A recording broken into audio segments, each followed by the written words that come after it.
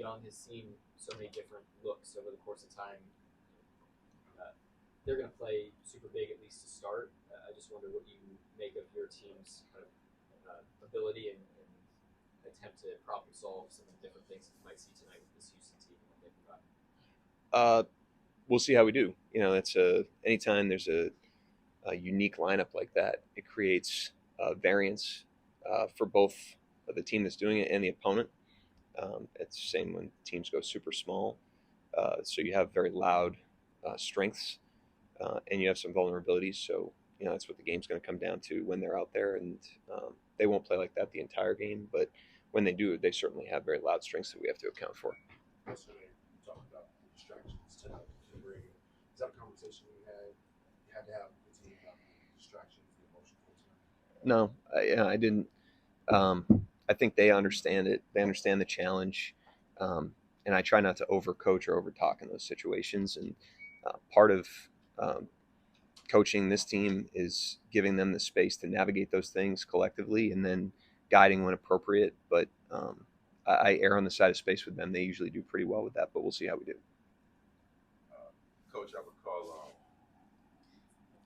when the Lakers won in 09, they came back to camp, all their players had like their own PR person, like DJ Bengad or somebody, assistant, after they won that first championship in a while. Is there anything on this team that suggests any worry about them getting a little Hollywood or feeling too good about the championship or anything like that? Twofold. The first thing is they all came back in shape, and so I'll start there. Your job is to be a professional basketball player, and they came back ready to go, and they had a great training camp. And so that's, they're walking the walk in terms of that stuff. And in terms of the other thing, I'm never worried about Hollywood. But we also want, when you win, you want everybody to benefit from that individually, whether that's in their own lives or contracts, or, you want guys to understand that team success and a level of sacrifice for the good of the team can benefit the individual as well. And we never get in the way of that with players. But that can't get in the way of their job and their performance. And to my eye, it has not. And also, what's the latest with Sam? He's progressing. He's doing a good job. We're always going to be conservative with every situation, especially at this time of the year. And he's coming along. He's right where he should be. You mentioned letting the team, the guys, navigate this. Obviously, we know what Shea does on the court, but how would you describe the way that he also sets the tone and helps get guys, ready for this time?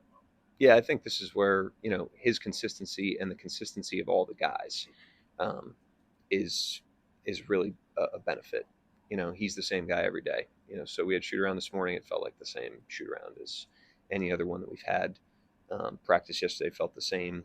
Pregame will feel the same. In terms of the preparation, and then obviously there's a very different experience with the ceremony and that sort of thing that we'll have to compartmentalize. I want everybody to enjoy it with their feet on the ground, while it's going on, and then we got to move past it pretty quickly when the ball goes up in the air. Mark, was there ever a time when you're growing up and just a kid that's a fan that a team of yours had a night like this where you soaked in a championship celebration like this? I was a Celtics fan growing up, so in 08, I was in college probably, and was a huge fan. I was a huge Patriots fan, Red Sox fan. It was a good time to be a Boston fan when I was like in the 2000s, and it was a bad time to be a Boston fan in the 90s. So, yeah, I was a sports fan just like everybody else. Do you think is this more, obviously it's a big moment for you and the guys, but is this as much a moment for, the little kids and the moms and the dads and all that are going to take it tonight? Yeah, it's a great thing for our fans. This has been an unbelievable fan base since before the team even came here, and they've rode with the team through all the highs and lows that come with being a sports fan. I can speak for this particular, iteration of the team. They had our back from the earliest days, when we were not winning like this. And so I'm incredibly happy for the fans that they get to experience this and enjoy it. Happy for Clay and the rest of the organization that they get to experience this and enjoy it. And the best thing we can do to honor that is experience it and enjoy it and then go out and play well.